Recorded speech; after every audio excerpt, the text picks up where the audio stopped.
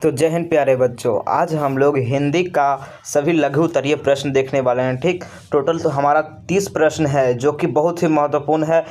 हमने क्या किया था ना, जितना भी क्वेश्चन बैंक मॉडल सेट जितना भी है ना, सभी में आपका पूरा हिंदी का प्रश्न देखा। हिंदी का आज तक कितना प्रश्न बना है, तो टोटल हमको 180 प्रश्न मिला। ठीक, 180 प्रश्न मिला, लघु उत्तरीय का बात कर रहे हैं। ठीक, 180 प्रश्न में से हमने छाटा है आपके लिए ऐसे 30 प्रश्न जो कि 2025 में पूछने की संभावना है। ऐसे प्रश्न है या तो 2 बार पूछा गया है, या तो 3 बार, या तो 4 बार पूछा गया है। ठीक, ऐसे ऐसे प्रश्न को छाट के लाए। वैसे टोटल 30 प्रश्न मिला है हमको जो कम से कम 2 बार पूछा गया है, यानी 2023 में पूछा गया है, या फिर 25 में, 22 में, मतलब पिछले 10 सालों में लगभग 2 बार पूछा गया है। ऐसे 30 प्रश्न है टोटल। ठीक, कम से कम 2 बार, ज़्यादा से ज़्यादा जितना बार पूछा जाए। ठीक, उन सभी 30 प्रश्नों को आपके लिए लाए हैं। टोटल 180 प्रश्न में से छाट के लाए हैं। ठीक, और भी बहुत सारा प्रश्न था जो कि एक ही बार पूछा गया है, इसलिए उसको नहीं लाए हैं।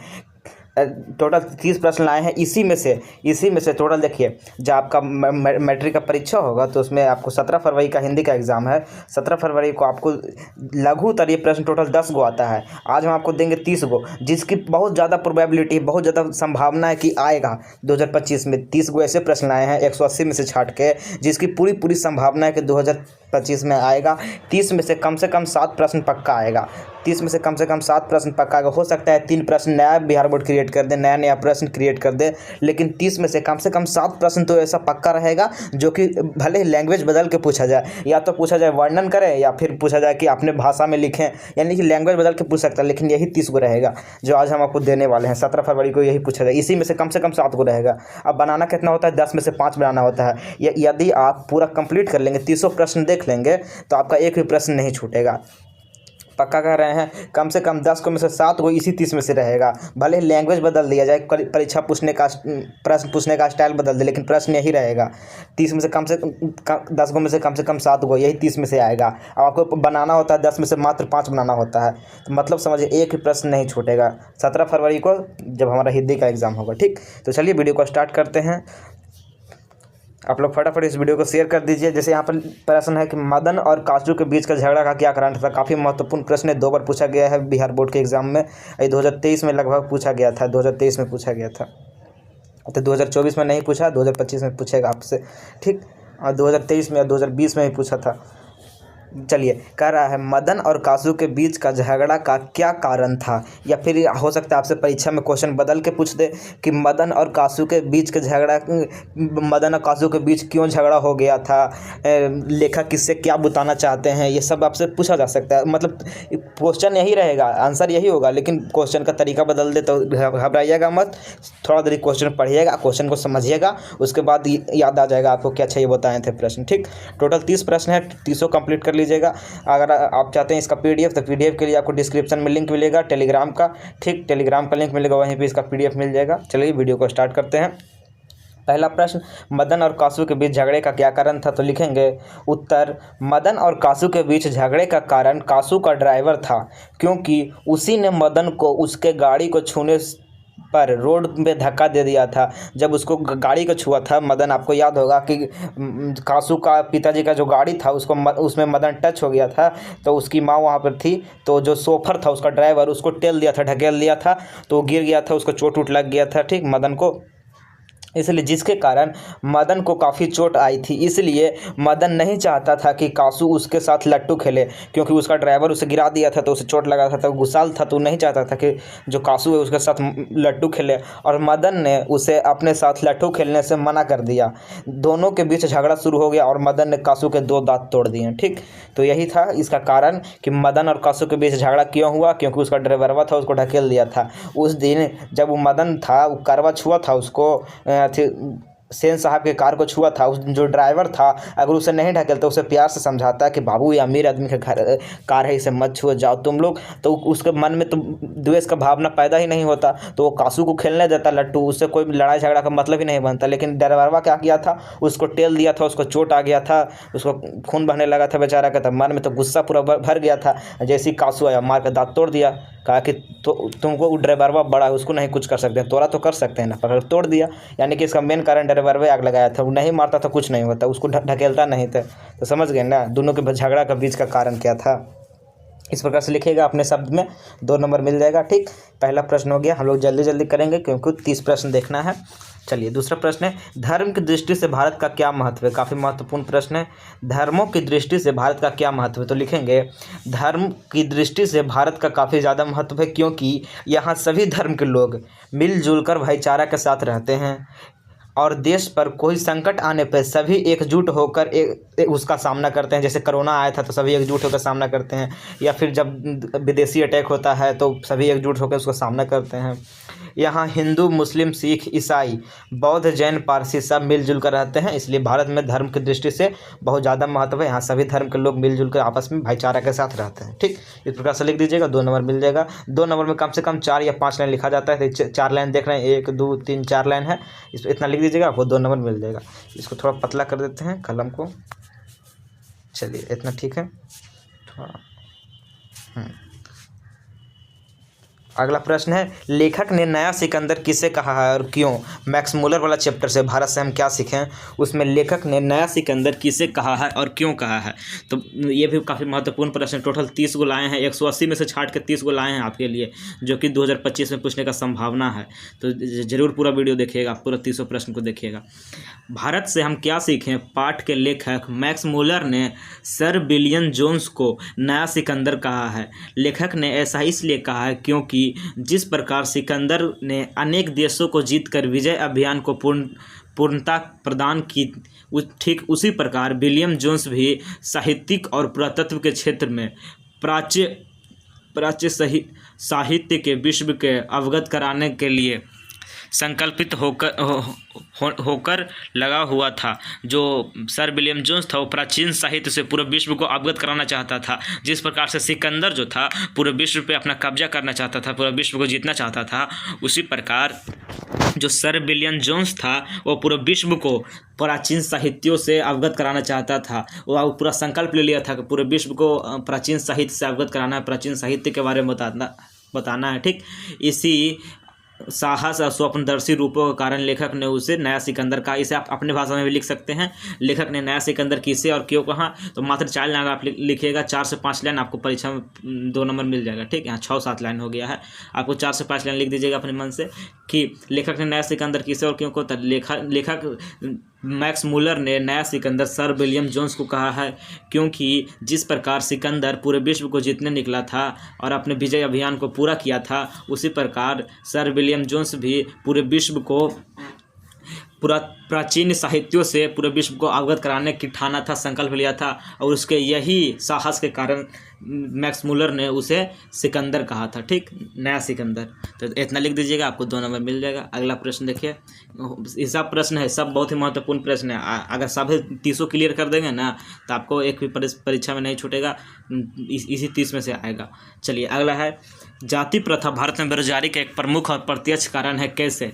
जाति प्रथा भारत में बेरोजगारी का प्रमुख और प्रत्यक्ष कारण कैसे है? तो लिखेंगे जाति प्रथा भारत में बेरोजगारी का प्रमुख और प्रत्यक्ष कारण है क्योंकि यह कार्य कुशलता के आधार पर नहीं बल्कि जाति के आधार पर श्रम का विभाजन करता है। कार्य कुशलता मतलब जो व्यक्ति किसी कार्य को करने में अच्छा है, कुशल है, उसके आधार पर नहीं बल्कि जाति के आधार पर श्रम का विभाजन करता है। मतलब यदि यहाँ पे कोई राम नाम का आदमी है, राम मान लेते हैं, इसको पढ़ना अच्छा लगता है, पढ़ लिख के इंजीनियर बनना चाहता है, लेकिन इसके पिताजी थे वो बढ़ई हैं, यानी कि अगर जाति प्रथा क्या कहता है, जाति के अनुसार अगर देखा जाए तो जाति कहता है ना कि इसको पढ़ने का अधिकार नहीं है, राम को पढ़ाया नहीं जाएगा, ये पढ़ लिख के इंजीनियर नहीं बनेगा। इसके पिताजी बढ़ई थे, इसलिए इसको भी बढ़ई का काम करना होगा और लकड़ी का सामान बनाना होगा। तो यही कहता है जाति प्रथा। तो जब तक इस प्रकार से होते रहेगा, इसको तो लकड़ी का सामान बनाना नहीं आएगा, इसको तो पढ़ने में रुचि है, इंजीनियर बनना चाहता है, लेकिन इसके जो समाज के लोग हैं जाति प्रथा के आधार पर इसे ज़बरदस्ती बढ़ई का काम कराएंगे तो कार्य कुशल तो होगा ही नहीं, तो बेरोजगारी बढ़ेगा, सही से काम नहीं कर पाएगा, बेरोजगारी बढ़ेगा, काम नहीं करना चाहेगा। तो समझ गए, जाति प्रथा भारत में बेरोजगारी का प्रमुख और प्रत्यक्ष कारण है, कैसे? तो लिख दीजिएगा, जाति प्रथा भारत में बेरोजगारी का प्रमुख और प्रत्यक्ष कारण है क्योंकि यह कार्य कुशलता के आधार पर नहीं बल्कि जाति के आधार पर श्रम का विभाजन करता है। जैसे यदि किसी के पिताजी लोहार का काम करते थे और वह लोहार जाति के थे तो उसे भी लोहा का काम करने पर मजबूर किया जाता है, उसे कोई और काम नहीं करने दिया जाता है और ना ही उसे पढ़ाई करने दिया जाता था। पहले होता था, अब नहीं होता है। ठीक, अम्बेडकर जी के समय में। यदि वह बिजनेसमैन बनना चाहता है तो उसे नहीं बनने दिया जाता है, उसे लोहा के काम करने पे समाज द्वारा मजबूर किया जाता है। इसी प्रकार हर जाति में ऐसा होता है, ठीक। इसीलिए भारत में बेरोजगारी का कारण जाति प्रथा बन गया है, ठीक। हर जाति में ऐसा होता है, जो उसके पुरखों काम करते आ रहे हैं वही काम करने दिया जाता है, और न उसे पढ़ने दिया जाता है, न कोई और काम ट्राई करने दिया जाता है। तो इसीलिए भारत में जाति प्रथा बेरोजगारी का प्रमुख कारण है। लिख दीजिएगा, ये 2 नंबर का प्रश्न है, ठीक। चलिए अगला प्रश्न, लेखक के अनुसार सच्चे भारत का दर्शन कहाँ हो सकता है और क्यों? ये काफ़ी महत्वपूर्ण प्रश्न है, इसका बहुत ज़्यादा संभावना है आने वाला है, ठीक। लेखक के अनुसार सच्चे भारत का दर्शन कहाँ हो सकता है और क्यों? तो लिखेंगे, लेखक मैक्स मूलर के अनुसार सच्चे भारत का दर्शन ग्रामीण इलाका में अर्थात गांव में होता है, क्योंकि शहर में अब लोग जनसंख्या ज़्यादा हो गया है, पोल्यूशन ज़्यादा हो गया है और सभी जगह कचरा फैला रहता है। लेकिन गांव में ऐसा नहीं है। शहर में लोग एक दूसरे की मदद भी बहुत कम करते हैं, लेकिन गाँव में ऐसा नहीं है। गाँव में भाईचारा रहता है, एक दूसरे की मदद करते हैं, ठीक। लेकिन गाँव में ऐसा नहीं है। गाँव में हमेशा स्वच्छ वातावरण रहता है, हरियाली रहता है और चिड़िया की चहचहाहट रहता है। सुबह सुबह चिड़िया चीं चीं करती चहचहाहट रहती है। तालाब के आसपास बगुले दिखते हैं, सफ़ेद सफ़ेद बगुले तालाब में मछली खा रहे होते हैं। सब तालाब के आसपास बगुले उड़ रहे होते हैं। खेतों में लहराती फसल नज़र आती है और पूरा वातावरण स्वच्छ रहता है। इसलिए लेखक मैक्स मूलर कहते हैं कि सच्चे भारत का दर्शन शहर में नहीं बल्कि गाँव में होता है, ठीक। तो समझ गए, सच्चे भारत का दर्शन कहाँ और क्यों होता है? तो गाँव में होता है। क्यों? क्योंकि वहाँ पर हरियाली है, भाईचारा है, खेतों में फसल लहरा रहे हैं, एकदम हरी हरी फसल। तालाब में बगुला मच्छी पकड़ रहा है, मतलब तालाब के आसपास सफ़ेद सफ़ेद बगुला उड़ रहा है। तो एकदम कितना अमेजिंग, कितना इंटरेस्टिंग सीन रहता है। तो सच्चे भारत का वहाँ गांव में लोग भाईचारा के साथ रहते हैं। पुराने जो चलते आ रहे हैं हमारी संस्कृति, उसको अभी भी गाँव में जीवित रखा गया है। तो सच्चे भारत का दर्शन कहाँ? गाँव में ही होता है, ठीक। सच्चे में तो अब सब शहर में तो अब सब संस्कृति ख़त्म हो गया है, कोई संस्कृति मानता ही नहीं पुराना। सब अब शॉर्ट्स पहनने लगा है सब लड़की। लेकिन जो गांव में है अभी भी साड़ी पहनते हैं वो लोग, धोती कुर्ता पहनते हैं जो पुरुष होते हैं गांव में। तो सच्चे भारत का दर्शन अभी भी गांव में ही होता है, ठीक। चलिए अगला है छठा, जाति भारतीय समाज में श्रम विभाजन का वास्तविक रूप क्यों नहीं कहा जा सकता है, ठीक। जाति है जो जाति के आधार पर श्रम विभाजन का वास्तविक रूप क्यों नहीं कहा जा सकता, यानी अच्छा क्यों नहीं है। कहा जा रहा है प्रश्न में कि जो जाति के आधार पर श्रम का विभाजन किया जा रहा है वो अच्छा क्यों नहीं है, अच्छा क्यों नहीं इसे कहा जा सकता है। तो लिखेंगे कि उत्तर, जाति भारतीय समाज में श्रम विभाजन का वास्तविक रूप नहीं कहा जा सकता है, क्योंकि इसमें जाति के आधार पर श्रम का विभाजन किया जाता है, कार्यकुशलता के आधार पर नहीं। यानी किसी व्यक्ति से वही काम कराया जाता है जो उसके पूर्वज करते आ रहे हैं। उसके जाति में जिस काम को प्रधानता है उसी काम को मतलब उसी काम को करने के लिए लोग उसे फोर्स करते हैं। लेकिन यदि हम श्रम का विभाजन कार्यकुशलता के आधार पर करते हैं तो हर व्यक्ति वही काम करेगा जो वह करना चाहता है, जिस कार्य में वह कुशल है, यानी अच्छा है। उसे क्या करना है वह खुद निर्णय लेगा। इसीलिए जाति भारतीय समाज में श्रम विभाजन का वास्तविक रूप नहीं कही जा सकती है, ठीक, बल्कि कार्यकुशलता कही जा सकती है। जाति नहीं, कार्यकुशलता के आधार पर श्रम का विभाजन होना चाहिए। चलिए अगला प्रश्न है, 7वां प्रश्न है, देवनागरी लिपि कौन कौन सी भाषाएं लिखी जाती है? देवनागरी लिपि में कौन कौन सी भाषाएं लिखी जाती है? तो लिखिएगा, उत्तर नागरी लिपि पाठ के अनुसार देवनागरी लिपि में हिंदी, संस्कृत, भोजपुरी और निवारी भाषाएं लिखी जाती है, ठीक। चलिए अगला है, गांधी जी बढ़िया शिक्षा किसे कहते हैं? तो हृदय की शिक्षा कहते हैं, ठीक। लिखेंगे, गांधी जी बढ़िया शिक्षा हृदय की शिक्षा को मानते हैं, मतलब ऐसा शिक्षा जो हमारे जीवन में काम आए, जिसे पढ़ने सीखने के बाद हम अलग अलग काम सीख जाएं, हमारे अंदर अलग अलग कला आ जाए, ठीक। जिस शिक्षा को सीखने के बाद हम भूखे न मरें। अभी का वर्तमान क्या है, अगर आप अभी तक पढ़ते आ रहे हैं बचपन से, अभी आपके माता पिता आपको पैसा देना बंद कर दें, आपको घर से निकाल दें, तो आपके पास कोई भी ऐसा कला है, कोई भी ऐसा चीज़ है जिससे आप अपना पेट भर सकें। मान लीजिए आपको माता पिता पूरा ठुकरा दें, आपको घर से पूरा बाहर निकाल दें, तो आपके पास कुछ भी ऐसा है जो आप खा सकते हैं, कमा सकते हैं पैसा, अपना पेट भर सकते हैं? कुछ नहीं। क्यों? क्योंकि ये हमारा शिक्षा व्यवस्था ही पूरा घटिया है, जिसमें हमें ऐसा कुछ सिखाया ही नहीं जा सकता जिससे हम अपना पेट का पालन कर सकें ज़रूरी समय आने पर, ठीक। तो वही गांधी जी कहते हैं कि बढ़िया शिक्षा किसे कहेंगे? ऐसा शिक्षा जिसमें आपको काम करना सिखाया जाए, जिसमें आपको खेती करना सिखाया जाए, बढ़ई का काम करना सिखाया जाए, लोहे के नया नया तरीके बनाना सिखाया जाए, ठीक। तो गांधी जी इसको नहीं कि सिलेबस समाप्त करना है, मैट्रिक की परीक्षा में टोटल 10 को चैप्टर पढ़ना है, प्रकाश का परावर्तन अपवर्तन पढ़ना, इस पढ़ने से आपको क्या मिलेगा, इससे आपका पेट भर सकता है? नहीं। तो यही कहते हैं गांधी जी कि सिर्फ ऐसा नहीं है कि पढ़ा दो प्रकाश का परावर्तन क्या है, अपवर्तन क्या है, ये बढ़िया शिक्षा नहीं कहते हैं। गांधी जी बढ़िया शिक्षा किसे कहते हैं?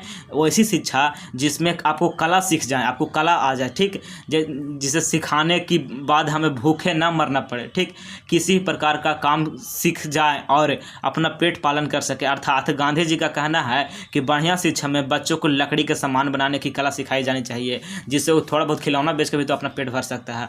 लोहा के सामान बनाने की कला सिखाई जानी चाहिए, पढ़ाने की कला सिखाई जा सकती है, जिससे वो टीचर बन सकता है। तैरने की कला सिखाई जाए जिससे वो अच्छा स्विमिंग कर सकता है, और खेलने की कला सिखाई जाए, अच्छा क्रिकेटर बन सकता है, अच्छा प्लेयर बन सकता है। खेलने की कला सिखाई जाए, नई नई चीज़ों का आविष्कार करने के लिए कला सिखाई जाए, और किताब ना कि सिर्फ किताबों का सिलेबस ख़त्म करना है, ये बढ़िया शिक्षा नहीं है। सिर्फ किताबों का सिलेबस ख़त्म करना है, रटते जाना है, किताब का सिलेबस रटते जाना है, इसको बढ़िया शिक्षा नहीं कहते हैं गांधी जी। गांधी जी कहते हैं ऐसे शिक्षा जिसमें उसको प्रैक्टिकल सब कुछ सिखाया जाए और जिससे वो अपना पेट भर सके, ठीक, उसे कहते हैं गांधी जी बढ़िया शिक्षा। तो समझ गए बढ़िया शिक्षा क्या है? जिसमें आपको सिखाया जाए, कला सिखाया जाए, ऐसी शिक्षा को गांधी जी बढ़िया शिक्षा मानते थे। गांधी जी का सपना था कि हमारे भारत में ऐसी शिक्षा लागू हो, लेकिन क्या कर सकते हैं, अभी तक मैकोले द्वारा बनाया गया किताब कागज़ वाला शिक्षा पद्धति अभी तक लागू है। शिक्षा पद्धति वही चल रहा है, किताब कागज़ वाला मैकोले के द्वारा बनाया गया। लेकिन गांधी जी चाहते थे कि हमारे भारत में ऐसी शिक्षा पद्धति हो जिसमें कोई भी भूखा ना मरे, चाहे बच्चा हो या बड़ा, उसको सिखाया जाए, तनिक को कला सिखाई जाए, अच्छा अच्छा काम करना सिखाया जाए। लेकिन अब तो अभी गांधी जी अब नहीं रहे हैं, उनका सपना भी पूरा नहीं हुआ है। अभी होता क्या है, बस बच्चा 5वां में चल गया, 6ठा में चल गया, जाओ किताब खरीद लो, पूरा सिलेबस रट जाओ, परीक्षा में जाके लिख देना, हो गया। उससे सीखा क्या बच्चा? बस रटना सीख गया, जो तोता बन गया, रट्टू टोटा। लेकिन कोई कला नहीं, कोई कला हाथ में नहीं आएगा, कोई नया चीज़ नहीं सीख पाएगा, कोई प्रैक्टिकली कुछ नहीं कर पाएगा, कुछ बनाना नहीं सीखेगा, कुछ करना नहीं सीखेगा, बस रट लेना है सिलेबस को और रट के जाके कॉपी में लिख देना है, बस यही। ये सब कौन बनाया था? अंग्रेज़ द्वारा बनाई गई थी ऐसी शिक्षा पद्धति, लेकिन अभी तक यही चलते आ रहा है। लेकिन गांधी जी बढ़िया शिक्षा कहते हैं जिसमें आपको सिखाया जाए, न कि रटाया जाए। ऐसी शिक्षा जिसमें आपको काम करना सिखाया जाए, कला सिखाया जाए, आपके अंदर कोई ना कोई कला डेवलप हो। जब आप ग्रेजुएशन करें, वो ऐसी शिक्षा जिसमें आप ग्रेजुएशन करने के बाद बेरोजगार तो कभी नहीं रह सकते हैं, ना ही सरकारी नौकरी पर डिपेंड करना है। जैसे ही आप उस स्कूल से बाहर निकले, आपके अंदर बहुत सारा कला हो, जिस कला में आप माहिर हो उस कला में आप अपना दम विकास करें। गांधी जी का ये सपना था। लेकिन अभी क्या है, बस सरकारी नौकरी की तैयारी करो, पढ़ के, बस और कुछ नहीं। तो गांधी जी बढ़िया शिक्षा समझ गए किसे कहते थे। चलिए अब अगला प्रश्न, ये 2 नंबर का प्रश्न है। अगला प्रश्न देखिए, परंपरा का ज्ञान किसके लिए सबसे ज़्यादा आवश्यक है और क्यों? तो लिखेंगे परंपरा का ज्ञान उन लोगों के लिए सबसे ज़्यादा आवश्यक है जो समाज में सांस्कृतिक और साहित्यिक विकास में योगदान देना चाहते हैं, जो समाज का विकास करना चाहते हैं, ठीक। साहित्य के वर्गीय आधार पर विवेक लेखन इसलिए महत्वपूर्ण मानता है क्योंकि यह साहित्य के मूल्यांकन के एक महत्वपूर्ण भूमिका निभाता है। तो परंपरा का ज्ञान किसके लिए सबसे ज़्यादा समझ गए? जो लकीर के फ़कीर ना होकर समाज में साहित्यिक और सांस्कृतिक परिवर्तन चाहते हैं, उनके लिए परंपरा का ज्ञान बहुत ही ज़रूरी है, याद रखिएगा। 2 नंबर का प्रश्न है, लिख दीजिएगा, 4 लाइन 2 नंबर मिल जाएगा। चलिए अगला प्रश्न है, दही वाली मंगम्मा पाठ में बहू ने सास को मनाने के लिए कौन सी तरीका अपनाई? तो लिखेंगे दही वाली मंगम्मा पाठ में बहू ने सास को मनाने के लिए अपने बेटे को उसके घर भेज दिया, यानी कि मंगम्मा के पोते को उसके पास भेज दिया, क्योंकि मंगम्मा को उसके पोते से काफ़ी लगाव था और वह फिर बहू जाकर उससे माफ़ी मांगती है और उसे अपने साथ रहने के लिए कहती है और सास भी मान जाती है। इस प्रकार अपने बेटे की मदद से बहू ने सास को मनाया था, ठीक। ये भी 2 नंबर का प्रश्न है, लिख दीजिएगा, आपको 2 नंबर मिल जाएगा, ठीक। अगला प्रश्न, सीता अपने ही घर में घुटन क्यों महसूस कर रही थी? ये भी काफ़ी महत्वपूर्ण प्रश्न है। जितना भी 30 को प्रश्न लाए हैं ना, 200 में से छाट के 180 में से छाट के लाए हैं, ठीक, जो काफ़ी महत्वपूर्ण है। 300, सीता अपने ही घर में घुटन महसूस क्यों कर रही थी? तो लिखेंगे धरती कब तक घूमेगी? कहानी के मुताबिक सीता अपने घर में घुटन महसूस कर रही थी क्योंकि सीता 3 बेटे की एक बूढ़ी विधवा माँ है। उसके तीनों बेटे माँ को खाना को लेकर आपस में झगड़ते रहते हैं, उसकी बहुएं भी आपस में झगड़ती रहती थी। इसीलिए उसे अपने ही घर में घुटन महसूस होता है। किसी के भी घर में घुटन महसूस होगा। आप अपने ही घर में देखिए ना, जब आप मान लीजिए कि आप कहीं पर रह रहे हैं और आपके आसपास जितने भी लोग हैं सब आपस में, मोहल्ला के जितना भी लोग हैं आपस में लड़ाई झगड़ा कर रहे हैं, एक घर उसके घर से मारा मारी झगड़ा झगड़ी आपस में पूरा कला है, तो आपको भी अपने ही मोहल्ले में अपने ही घर में घुटन महसूस होने लगेगा। लेकिन वही जब सब लोग मिलजुल के भाईचारे के साथ रहेंगे तो बिल्कुल ही घुटन महसूस नहीं होगा। तो वही है, उसके तीनों बेटे आपस में लड़ाई झगड़ा करते थे, उसके तीनों बहुएं भी आपस में आना तानी मतलब करते रहते थे, इसलिए सीता को अपने ही घर में घुटन महसूस हो रही थी। और सीता को कोई खाएला भी नहीं देता था, बस 50-50 रुपये महीना देता था। चलिए अगला है, कवि गुरु नानक किसके बिना जगत में यह जन्म व्यर्थ मानते हैं? कवि गुरु नानक किसके बिना जगत में यह जन्म व्यर्थ मानते हैं? तो लिखेंगे उत्तर, कवि गुरु नानक राम नाम के बिना इस जगत में जन्म को व्यर्थ मानते हैं, क्योंकि उनके अनुसार यदि इस जगत में आपका जन्म हुआ है तो आप राम का नाम नहीं लेते हैं तो आपका जन्म लेना व्यर्थ है, और राम नाम के बिना वाणी विष के समान हो जाती है। ठीक, तो समझ गए ना, कवि गुरु नानक किसके बिना जगत में जन्म व्यर्थ मानते हैं? तो राम नाम के बिना। ठीक, 2 नंबर का प्रश्न लिख दीजिएगा, मिल जाएगा। अब 13 नंबर प्रश्न है, कबीर खान ने कृष्ण को चोर क्यों कहा है? ये भी काफ़ी महत्वपूर्ण प्रश्न है, बहुत ही महत्वपूर्ण प्रश्न है, हो सकता है 2025 में जरूर आए। कबीर खान ने कृष्ण को चोर क्यों कहा? तो लिखेंगे, कबीर खान ने कृष्ण को चोर इसलिए कहा था क्योंकि उन्होंने गोपियों को अपने रूप सौंदर्य में बांधकर गोपियों को चित्त को, उनके मन को चुरा लिया था, गोपियों के हृदय को चुरा लिया था, दिल को। ठीक, गोपियाँ उनके मन में वश आई, उन्होंने गोपियों को चित्त का हरण कर लिया, इसलिए कृष्ण को चित्त चोर कहा जाता है। मन पावन चित्त चोर, पलक ओट करी सकौ नहीं, यानी कि मन पावन है इनका कृष्ण का, और चित्त चोर यानी कि चित्त को चुरा लेते हैं, और इनको देखते समय पलक भी नहीं झपकता है, पलक ओट करी सकौ नहीं, यानी पलक भी नहीं झपकता है, मतलब कि आप पलक भी नहीं झपकाने का मन करते हैं इनको देखते समय, इतना एकदम मन पावन चित्त चोर है, रसखान द्वारा कहा गया है। ठीक, तो समझ गए, कवि रसखान ने कृष्ण को चोर क्यों कहा? क्योंकि उन्होंने गोपियों को दिल चुरा लिया था, उनका चित्त चुरा लिया था। ठीक, चलिए अगला प्रश्न है, रंगप्पा कौन था और मंगम्मा से क्या चाहता था? रंगप्पा कौन था और वह मंगम्मा से क्या चाहता था? यह भी काफ़ी महत्वपूर्ण है। तो लिखेंगे, रंगप्पा एक शराब पीने वाला और जुआ खेलने वाला इंसान था, और वह मंगम्मा से उसके पैसे ठगना चाहता था। ठीक, रंगप्पा मंगम्मा से उसके पैसे उधार मांग रहा था, लेकिन मंगम्मा जानती थी कि यह एक शराबी और जुआरी किस्म का इंसान है, यह मुझसे पैसे ठगना चाहता है, इसलिए मंगम्मा ने उसे पैसे नहीं दिया था। तो समझ गए, रंगप्पा कौन था? तो एक जुआरी शराबी इंसान था, और मंगम्मा से क्या चाहता था? तो उसको पैसे ठगना चाहता था। ठीक, लिख दीजिएगा, आपको 2 नंबर मिल जाएगा।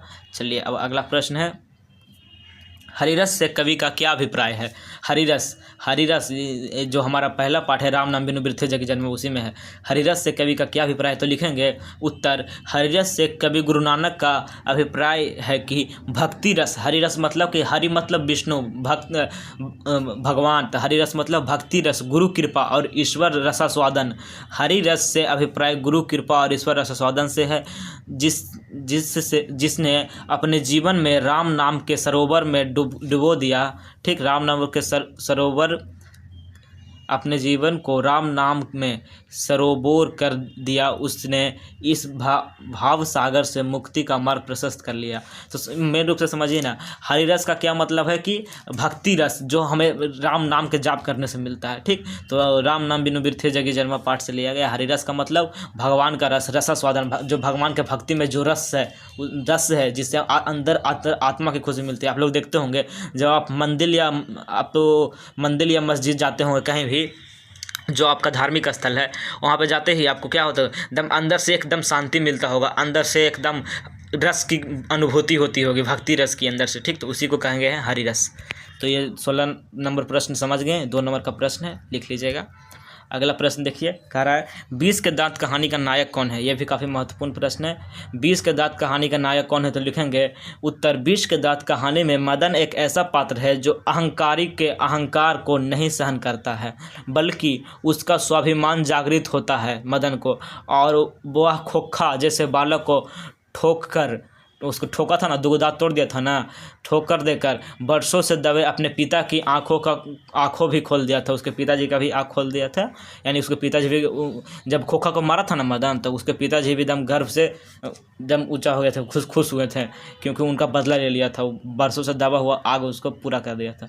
संपूर्ण कहानी में मदन की क्रांतिकारी भूमिका है, अतः इसका नायक मदन है। ठीक, तो समझ गए। इस क्वेश्चन को बदल के भी आपसे पूछा जा सकता है 20 के दांत कहानी के नायक कौन है, अपने शब्द में लिखें। आपके अनुसार कौन नायक हो सकता है इस कहानी के, या फिर मतलब अलग अलग तरीके से क्वेश्चन बदल देगा, लेकिन आंसर यही होगा 20 के दांत कहानी के नायक। तर्कपूर्ण उत्तर दें, यह भी कहा सकता है 20 के दांत कहानी के नायक कौन है, तर्कपूर्ण उत्तर दें, तो आंसर यही होगा। ठीक, तो आपको प्रश्न को जब आप परीक्षा में जाइएगा तो प्रश्न को थोड़ा देर समझिएगा, प्रश्न कहना क्या चाहते हैं, उसके बाद आपको यही 30 प्रश्न में से मिल जाएगा। इसी 30 प्रश्न में से कोई एगो रहेगा। ठीक, भले ही प्रश्न को अलग तरीके से पूछ दिया जाए लेकिन वही रहेगा। 20 के दांत कहानी से नायक समझ गए, मदन था। अगला चलिए, क्योंकि वह क्रांतिकारी था, अपने स्वाभिमानी था, स्वाभिमान को गिरने नहीं दिया था। भले अमीर आदमी का बेटा था, खोखा, उसको दांत तोड़ दिया था। अगला है बहादुर अपने घर से क्यों भागा था, तो लिखेंगे उत्तर बहादुर अपने घर से अपनी माँ के डर से भागा था, क्योंकि बहादुर था, उसकी माँ को भैंस को मारा था, तो इसलिए माँ ने बहादुर को, क्योंकि माँ ने बहादुर को बहुत मारा था, जिस प्रकार से उसने भैंस को मारा था उसी प्रकार से माँ ने भी बहादुर को मारा था। बहादुर को उसकी माँ ने कसाई की तरह खूब मार मार के जंगल में रखेत दिया था, इसलिए बहादुर अपने घर छोड़कर भाग गया था। ठीक, तो लेखक को साला को मिला था ट्रेन बस में, तो समझ गए बहादुर अपने घर से क्यों भागा था, माँ की मार के डर से। अगला है भारत माता अपने ही घर में प्रवासिनी क्यों बनी है, भारत माता अपने ही घर में प्रवासिनी क्यों बनी है, तो लिखेंगे भारत माता अपने ही घर में प्रवासिनी इसलिए बनी हुई है क्योंकि उसे अपने ही देश में अंग्रेज़ों द्वारा प्रताड़ित किया जा रहा है। भारत माँ के संतानों को अंग्रेज़ों द्वारा पूरा लूट लिया जाता है, भारत को लहूलुहान कर दिया जाता है अंग्रेज़ों द्वारा, इसलिए भारत माता अपने ही घर में क्या प्रवासिनी की तरह रह रही है, मतलब कि जैसे दूसरी जगह से आई है प्रवासिनी की तरह। उनके संतानों को कष्ट दिया जा रहा था अंग्रेज़ों के द्वारा। अभी भी तो वही है, गरीबी उतने है, बेरोजगारी उतने है, ना ही हमारे महापुरुषों का सपना पूरा हो पाया है। अभी भी नेताओं के द्वारा, अभी अनपढ़ नेताओं के द्वारा उनके जो भारत माता के संतान है उनको लूटा जा रहा है, खसोड़ा जा रहा है, मतलब भ्रष्टाचार किया जा रहा है। तो भारत माता अपने ही घर में प्रवासिनी बनी हुई है। ठीक, तो समझ गए क्यों प्रवासिनी बनी हुई, क्योंकि उनके संतानों को अपने ही घर में, मतलब कि अपने ही देश में सही ढंग से नहीं रहने दिया जा रहा है। उनको अंग्रेज़ों द्वारा उस समय प्रताड़ित किया जा रहा था, अब काले अंग्रेज़ों द्वारा प्रताड़ित किया जा रहा है। ठीक, चलिए अब अगला प्रश्न है नेताओं के बारे में कवि प्रेमघन का क्या राय है, जो नेता लोग हैं उनके बारे में कवि प्रेमघन का क्या राय है, 20 नंबर प्रश्न। तो लिखेंगे नेताओं के बारे में कवि प्रेमघन का राय यह है कि जिनसे ढीली ढाली धोती नहीं संभलती है वह देश का प्रबंध करने चलते हैं, देश को संभालने चलते हैं, लेकिन उनसे ढीली ढाटी एक धोती नहीं संभल पाती, अरे और वह देश का प्रबंध करने चलते हैं, यह एक कैसी काम ख्याली। वो कहते हैं जिनसे संभल सकत नहीं तन की धोती ढीली ढाली, देश प्रबंध करें वो एक कैसी काम ख्याली, यानी कि जिन नेताओं से एक ढीली ढाली धोती नहीं संभलती है वो हमारे देश को संभालने चलते हैं, यह कैसी काम ख्याली है। यही उनका सोच था प्रेमघन का। ठीक, इनका शायद 24 में मृत्यु हुआ था, 1924 के ही आसपास हुआ था। तो समझ गए प्रेमघन का क्या राय है नेताओं के बारे में, तो जिनसे ढीली एक धोती नहीं संभलती वो देश को संभालने चलते हैं, बस यही इनका राय है। अगला है लेखक ने नाखून के बारे में क्या कहा है, यह भी काफ़ी महत्वपूर्ण प्रश्न है। लेखक ने नाखून के बारे में क्या क्या कहा था, इस प्रश्न को अलग अलग तरीके से पूछ सकता है कि लेखक ने पार्श्ववृत्ति का प्रतीक किसे बताया है, नाखून बार बार हम लोग क्यों काटते हैं, नाखून हमें क्या याद दिलाता है, लेखक ने निर्लज अपराधी किसे कहा है, लेखक ने के सामने नाखून का प्रश्न कैसे है। तो मतलब अलग अलग तरीके से पूछेगा, लेकिन उत्तर आप लोग पढ़ लीजिए ध्यान से, इसी में सारा प्रश्न का उत्तर छुपा हुआ है। उत्तर हम बार बार नाखून क्यों काटते हैं, या फिर ऐसे पूछ सकता है कि मनुष्य बार बार नाखून क्यों काटता है, परीक्षा में पूछ सकता है इसी प्रश्न को। तो लिखेंगे हम बार बार नाखून इसलिए काटते हैं, वह हम लोग क्यों काटते हैं या फिर इसलिए काटते हैं। वह कहते हैं कि नाखून पाशविक वृत्ति की प्रतीक है और हम नाखून को बार बार काट कर उस पाशविक वृत्ति को बर्बाद करके समाप्त करना चाहते हैं। पाशविक वृत्ति मतलब कि पशुता का, जो हमारे शरीर है उसके अंदर पशुता अभी भी है, यानी कि जानवरों वाला भाव, पशुता अभी भी है, वही पशुता का प्रतीक है। जो नाखून है हमारी पशुता का प्रतीक है, यानी कि हम भी एक पशु हैं, हम कोई अथी स्पेशल जीव नहीं है जो धरती पे एकदम अथी गूगल से डाउनलोड होके आए हैं, बल्कि हम भी पशु ही हैं। तो यही कह रहे हैं लेखक कि जो नाखून है हमारी पशुता का प्रतीक है, पार्श्ववृत्ति का प्रतीक है। ठीक, और बार बार इसे हम समाप्त करना चाहते हैं ताकि हम अपने पार्श्ववृत्ति को छुपा सकें कि हम पशु नहीं हैं। ये नाखून निर्लज अपराधी की तरह हैं, जो नाखून है निर्लज अपराधी की तरह हैं, कितने भी काटो निर्लज अपराधी की तरह पुनः हाजिर हो जाते हैं। ठीक, तो समझ गए लेखक ने नाखून के बारे में क्या क्या कहा है। या फिर आपसे ये पूछा जाएगा प्रश्न कि पाशुक वृत्ति की पहचान क्या है, तो आप लोग बताइएगा नाखून हमें पशुओं की वृत्ति की पहचान दिलाते हैं कि हम भी एक पशु हैं, हम नाखून बार बार क्यों काटते हैं, ये भी परीक्षा में पूछा जाएगा। तो क्योंकि हम पाशुक वृत्ति को छुपाना चाहते हैं कि हम पशु हैं, छुपाने के लिए नाखून बार बार काटते हैं। या फिर परीक्षा में इसी प्रश्न को पलट के पूछेगा कि निर्लज अपराधी लेखक ने किसे कहा है, तो लिखिएगा नाखून को कहा है। हम लोग बार बार काटते हैं अपनी पाशुवृत्ति को छुपाने के लिए, लेकिन फिर भी उगाता है निर्लज अपराधी की तरह। मतलब कि इसी प्रश्न को अब एक बार पढ़ लीजिएगा, उत्तर याद कर लीजिएगा इसको। तो यही ऐसा ही नहीं है कि एकदम सेम टू सेम प्रश्न है, प्रश्न का स्ट्रक्चर बदल भी सकता है लेकिन उत्तर यही होगा। मतलब प्रश्न का पूछने का तरीका बदल जाएगा लेकिन प्रश्न यही रहेगा। ठीक, तरीका बदल जाता है प्रश्न का लेकिन प्रश्न वही रहता है जो भी पूछा आपको दिया जा रहा है, बहुत ही महत्वपूर्ण छाट के।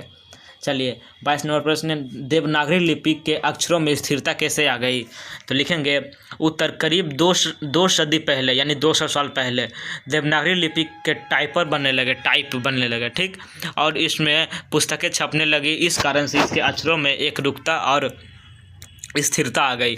तो समझिए आज से लगभग 200 साल पहले टाइप बनने लगे, इसके पुस्तकें छपने लगी देवनागरी लिपि में, इसलिए इसको अक्षरों में एक रूपता आई और स्थिरता आ गई। मतलब कि और नया अक्षर का निर्माण नहीं होने लगा, जो बन गया क ख ग घ अंगा वही रहने लगा, पुस्तक छपने लगा इस पर। ठीक, चलिए अगला प्रश्न है, लक्ष्मी का चरित्र चित्रण करें और पारिवारिक स्थिति लिखें।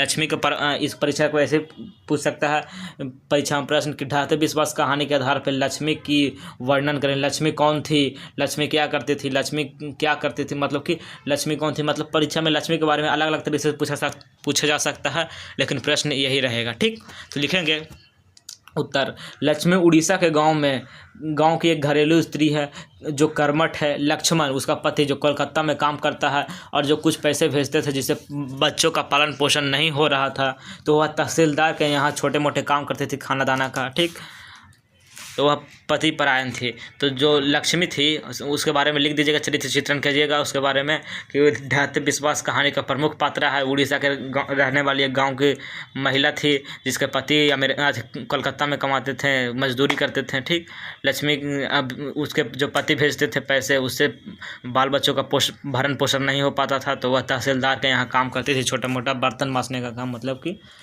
छोटा मोटा काम होता है ना, बर्तन के, खाना पकाना के, ये सब। तो लक्ष्मी के बारे में लिख दीजिएगा।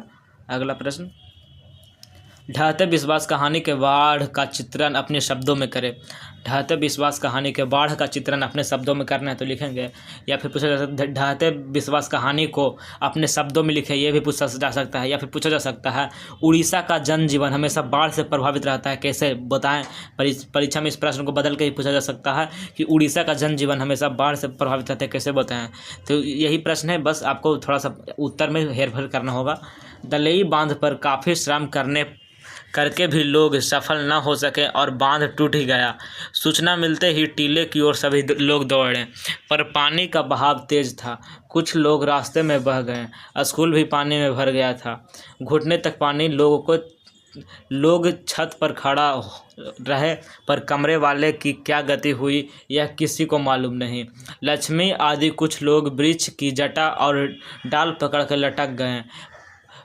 चंडेश्वरी चबूतरा भी पानी में डूब गया था, पानी से भर गया था। ठीक, लोग अफरा दफरी में जान बचाने में आकुल और व्याकुल हुए थे, पर कोई देवीय शक्ति उन्हें रक्षा नहीं कर रही थी। इसी विभीषिका में गांव का पूरा विनाश हो गया था। इससे हमें पता चलता है कि उड़ीसा का जनजीवन हमेशा बाढ़ से प्रभावित रहता है। लास्ट में लिख दीजिएगा अगर बाढ़ से पूछा जाएगा। या फिर ऐसे पूछा जाएगा आपसे प्रश्न कि ढाते विश्वास कहानी के शीर्षक की सार्थकता स्पष्ट करें, यही प्रश्न है। उत्तर यही लिखेंगे कि देखिए यहाँ पर लिखा गया है ना कि चंडेश्वरी का चबूतरा भी भर गया था, लोगों को अफरा दफरी मची थी, जान बचाने के लिए अफरा दफरी मची थी, सब लोग आकुल व्याकुल थे, कोई भी देवी शक्ति उन्हें रक्षा नहीं कर रही थी, यानी कि उनका विश्वास टूट गया था, उनका विश्वास ढह गया था। जो चंडेश्वरी थी, चंडेश्वरी वहाँ के देवता थी, उनसे उनका विश्वास ढह गया था, इसलिए इसका नाम ढाते विश्वास रखा गया है, क्योंकि जो उनका देवता था उन्हें नहीं बचाया, पूरा बाढ़ में डूब गया था पूरा। चलिए अगला है माँ कहानी के शीर्षक की सार्थकता स्पष्ट करें। तो लिखेंगे उत्तर, इस कहानी में दिखाया गया है कि किस प्रकार एक माँ अपने बच्चों के लिए अपने बच्चों से कितना प्रेम करती है। मंगू की माँ भी उसे बहुत प्रेम करती थी। मंगू एक गूंगी और पागल लड़की थी, फिर भी उसकी माँ उसे अस्पताल नहीं भेजना चाहती थी, उसे अपने पास रखना चाहती थी, उसका देखभाल करती थी। और मंगू के अस्पताल जाने के बाद माँ भी पागल हो गई। इस कहानी में माँ की ममता का दर्शाया गया है, इसलिए इस शीर्षक माँ होना चाहिए, इसलिए इसका शीर्षक माँ होना चाहिए। बिल्कुल सार्थक है। ठीक, इस शीर्षक बहुत सार्थक है क्योंकि इसमें माँ की ममता को दर्शाया गया है। ठीक, 25 नंबर प्रश्न देख लिए। माँ कहानी के बारे में प्रश्न को अलग अलग तरीक़ा से ही पूछा जा सकता है। ये जितना भी 30 को दे रहे हैं ना, उसको पूरी तरह से प्रश्न को ऑब्जर्व कीजिए, उत्तर को ऑब्जर्व कीजिए, मतलब कि ध्यान से देखिए क्या क्या उत्तर लिखा गया है, इसमें क्या क्या और इस उत्तर से क्या क्या प्रश्न बन सकता है, इस उत्तर से क्या क्या प्रश्न बन सकता है। माँ कहानी के शीर्षक स्पष्ट करें, या फिर पूछा जा सकता है मंगू का माँ के प्रति प्रेम बताएं। मंगू कौन थी, इसके बारे में पूछिएगा तो मंगू माँ कहानी की एक प्रमुख पात्र है जो पागल लड़की थी। इसमें लिखा गया मंगू एक पागल और गूंगी लड़की थी। तो आपसे पूछा जाएगा मंगू क्या था, तो यहाँ पे आंसर इसका लिखा हुआ है। उत्तर देखिए और देखिए कि उत्तर से क्या क्या प्रश्न बन सकता है। अगर ये प्रश्न बन सकता है तो मतलब कि यही प्रश्न है, लेकिन उसको उलट पलट के पूछा जाएगा तो आपको आंसर में थोड़ा ई लाइन पहले ई लाइन बाद में करके लिख देना है और यही प्रश्न रहेगा। ठीक, मतलब कि ऐसा ही प्रश्न रहेगा, सेम प्रश्न सेम उत्तर सेम रहेगा, बस आपको थोड़ा सा ध्यान रखना होगा। ठीक, कि भले ही क्वेश्चन सेम टू सेम ना पूछे, लेकिन क्वेश्चन बदल के पूछा जाएगा, लेकिन उत्तर यही होगा, यही उत्तर रहेगा। एक ही उत्तर से कई सारा प्रश्न बनता है। चलिए अगला प्रश्न है, डुमराव की महत्ता क्यों है। तो लिखेंगे डुमराव का महत्ता इसलिए क्योंकि यहाँ उस्ताद बिस्मिल्लाह खां का जन्म हुआ था, जो शहनाई वादक थे, जो शहनाई बजाने में उन्होंने एकदम नई क्रांति लाई थी। उनका जन्म डुमराव में हुआ था, इसलिए डुमराव की काफ़ी महत्ता है। ठीक, तो डुमराव की महत्ता समझ गए। उस्ताद बिस्मिल्लाह खां का जन्म हुआ था, नौबत खाना में इबादत चैप्टर के थे हमारे बिस्मिल्लाह खां। चलिए अगला है, कवि ने परिजन्य किसे कहा है। तो परिजन्य किसे कहा, तो लिखेंगे कवि ने बादलों को परिजन्य कहा है जो दूसरों के लिए देह धारण करता है। कवि धनानंद बादलों के जरिए अपने आंसू को अपने प्रेमिका सुजान के यहाँ पहुँचाना चाहते थे, इसलिए उन्होंने बादलों को परिजन्य कहा है जो दूसरों के लिए, दूसरों को मदद के लिए देह धारण करते हैं। इस प्रश्न को अलग अलग तरीके से भी पूछा जा सकता है। आप लोग उत्तर पढ़िए, जो उत्तर लिखा गया है उत्तर को ध्यान से पढ़िए, ध्यान से समझिए उत्तर को, और देखिए आप अपने मन में क्रिएट कीजिए क्वेश्चन कि इस उत्तर के लिए क्या क्या प्रश्न बन सकता है। जैसे कवि ने बादलों को परिजन्य कहा है, इससे पहला प्रश्न तो ये बनेगा कवि ने परिजन्य किसे कहा। फिर जो दूसरों के लिए देह धारण करते हैं, तो आप यहाँ से परीक्षा में प्रश्न पूछ सकता है दूसरों के लिए देह धारण कौन करता है, ये पूछा जाएगा, तो यही उत्तर होगा। बादलों को परिजन्य कहा, बादला ही है जो दूसरों के लिए देह धारण करते हैं। या फिर पूछा जाएगा कवि अपने आंसुओं को कहाँ पहुँचाना चाहता था, तो लिखिएगा कि बादलों के जरिए अपने आंसुओं को अपने प्रेमिका सुजान के पास पहुँचाना चाहता था। मतलब कि एक ही उत्तर तो यही रहेगा, लेकिन इससे प्रश्न कई सारा बन सकता है। आपको उत्तर को ध्यान से समझना है और इससे क्या क्या प्रश्न बनता है खुद से माइंड में क्रिएट करना है प्रश्न। आप देखिएगा उसी प्रश्न में से कोई ना कोई परीक्षा में रहेगा, मतलब उत्तर यही होगा, लेकिन प्रश्न को अलग तरीके से पूछा जाएगा, तो वही आपको खुद से अलग तरीके से क्या क्या प्रश्न बन सकता है आपको खुद से बना लेना है, ताकि परीक्षा में आपको कोई दिक्कत ना हो। ठीक, उत्तर पढ़िए, समझिए और खुद से अलग अलग प्रश्न इससे तैयार कीजिए, क्या क्या प्रश्न इससे बन सकता है। अगर वो प्रश्न आएगा तो सेम टू सेम उत्तर लिख दीजिएगा। ठीक, चलिए 28 नंबर प्रश्न है, संदार लवादा किसका गिर जाएगा और क्यों। लिखेंगे उत्तर, कवि रेनर मारिया रिल्के के अनुसार संदार लवादा प्रभु यानी भगवान का गिर जाएगा यदि हम भक्त नहीं रहेंगे। तो यदि भक्त नहीं रहेगा तो ईश्वर का भी कोई अस्तित्व नहीं रहेगा, ईश्वर का संदार लवादा गिर जाएगा। तो समझ गए, रेनर मारिया रिल्के कवि के अनुसार संदार लवादा किसका गिर जाएगा, तो ईश्वर का गिर जाएगा। क्यों गिर जाएगा, क्योंकि जब भक्त ही नहीं रहेगा तो ईश्वर किस काम का, ईश्वर का कोई अस्तित्व भी नहीं रहेगा। ठीक, चलिए अगला है, कवि जीवनानंद दास अगले जन्म में क्या क्या बनकर आने की संभावना व्यक्त करते हैं। तो लिखेंगे, लौट कर आऊँगा फिर कविता में कवि जीवनानंद दास जी अगले जन्म में चिड़िया, कौवा, हंस, उल्लू, सारस बनकर बंगाल में आने की इच्छा व्यक्त करते हैं। ठीक, तो लिख दीजिएगा कवि जीवनानंद दास जी क्या क्या बनकर आने की इच्छा प्रकट करते हैं। ये टोटल 2 नंबर का प्रश्न, 2 नंबर मिल जाएगा आपको। अगला 30 नंबर, बहादुर ने लेखक का घर क्यों छोड़ दिया। तो लिखेंगे अमरकांत द्वारा लिखी गई कहानी बहादुर में बहादुर ने लेखक के घर इसलिए छोड़ दिया क्योंकि परिवार के सदस्य द्वारा उसका शोषण किया जाता था। बहादुर एक गरीब बच्चा था और मानवीय स्नेह और संवेदनाओं की कमी से जूझ रहा था। दिन रात लेखक के पुत्र द्वारा पिटाई किया जाता था। जो लेखक का पुत्र था किशोर उसे मारता था बहादुर को। मालकिन का झगड़ना एवं थप्पड़ लगाना, मालकिन भी थप्पड़ लगाते थे। अंततः चोरी का झूठे आरोप लगाना बहादुर पे लेखक का घर एक दिन छोड़कर चला गया। ठीक, तो इसलिए बहादुर ने लेखक का घर छोड़कर चला गया। उस पर चोरी का झूठा आरोप लगा दिया था। मालकिन जो थी उसे थप्पड़ मारती थी। मालिक भी उसे डांट दिया करता था। और जो किशोर था उसका मालिक का बेटा, वो भी उसको हमेशा पीटते रहता था। इसलिए देखा कि सब कोई अब हमारे अगेंस्ट है, तो बहादुर छोड़ के चला गया। पैसा भी नहीं लिया था। ठीक, और चोरी का भी आरोप लगाया गया था बहादुर पे, इसलिए बहादुर घर छोड़ के चला गया था। सब कुछ छोड़ के मजदूरी भी नहीं लिया था। इसी प्रकार से हमारा टोटल 30 प्रश्न होता है जो समाप्त होता है। यही 30 प्रश्न है जो कि काफ़ी महत्वपूर्ण है। 30 प्रश्न का आप क्या कीजिए ना, वीडियो फिर से देखिए और हर एक प्रश्न को स्क्रीनशॉट लीजिए। पहला प्रश्न का स्क्रीनशॉट लीजिए, फिर वीडियो का और आगे बढ़ाइए, दूसरा प्रश्न का स्क्रीनशॉट लीजिए। ऐसे ही टोटल 30 प्रश्न का स्क्रीनशॉट ले लीजिए आप लोग और 30 प्रश्न याद कर लीजिएगा। आप जो उत्तर है उसको बढ़िया से समझिएगा और खुद से अपने माइंड में क्वेश्चन क्रिएट कीजिएगा उत्तर देख के। ठीक, कि इस उत्तर से क्या क्या प्रश्न बन सकता है, और फिर वही प्रश्न आपका परीक्षा में पक्का आएगा। कम से कम 10 में से 7 को तो पक्का लड़ेगा, लेकिन 10 में से 5 ही बनाना होता है, आपका पूरी बन जाएगा। ठीक, अब हमारा सब्जेक्टिव प्रश्न है। टोटल 2 को पूछा जाता है परीक्षा में सब्जेक्टिव। हम लोग टोटल आपके लिए 6 को सब्जेक्टिव छाटे हैं। ठीक, लगभग 30 प्रश्न था सब्जेक्टिव के। 30 प्रश्न में से आपके लिए 6 प्रश्न छाटे हैं। 30 प्रश्न ऐसा था जो कि परीक्षा में आज तक पूछा गया, या फिर जो भी प्रश्न बनता है महत्वपूर्ण, उसमें से 6 को ऐसे छाटे हैं आपके लिए जो कि 2025 में आने की संभावना है। 2 को प्रश्न पूछा जाता है आपसे अथी में परीक्षा में 5 नंबर का, जिसमें हम 6 को छाटे हैं, तो आपको 6 को दे देंगे। उसी में से कोई 2 को पूछा जाएगा, उसी में से कम 1 तो पक्का लड़ेगा और 1 ही बनाना होता है 2 में से।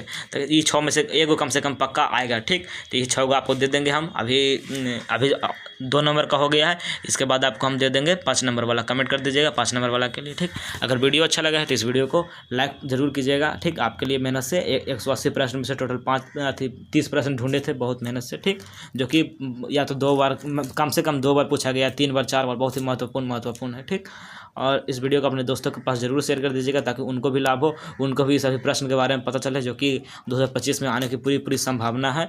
और ऑब्जेक्टिव की तैयारी तो सब टीचर करा ही रहे हैं। ऑब्जेक्टिव का आप लोग करते रहिएगा, क्योंकि ऑब्जेक्टिव सर्च कीजिएगा तो जितना भी बड़ा से लेकर छोटा तक सब पे ऑब्जेक्टिव की तैयारी हो रहा है। हम आपको सब्जेक्टिव दे रहे हैं, फिर 5 नंबर वाला दे देंगे। ठीक, तो मिलते हैं आपसे नेक्स्ट वीडियो में, तब तक के लिए जय हिंद।